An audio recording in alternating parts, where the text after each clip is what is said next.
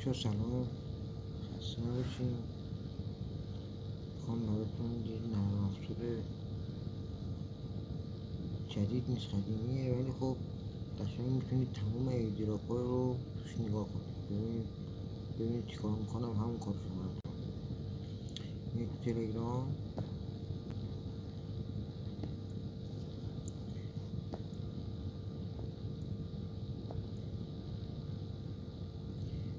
وقتی داخل تلگرام شدید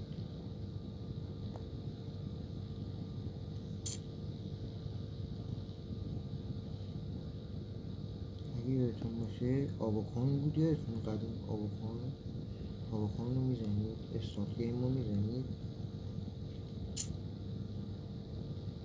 آواکان که قابلیت ماین نداره، ولی خب یه منو داخلش هست.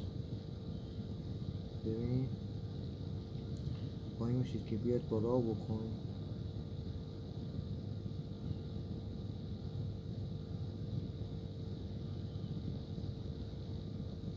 این قسمت اپ اولی رو میزنید، اینجا میبینید CR57 زده، اینو میزنید.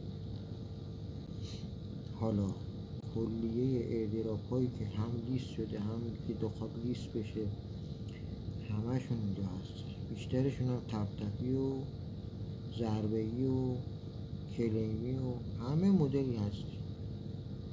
دیگه احتیاج نداره بخوایم برید فالو کنید کسی رو، نم بیا کلمه فلان بنویس تا من ایردراپ بکنید. این همه دکون بقالی با کردن برای خودشون. به همین راحتی میتونید تمام ایردراپ رو ببینید، همه رو داره. با تشکرش.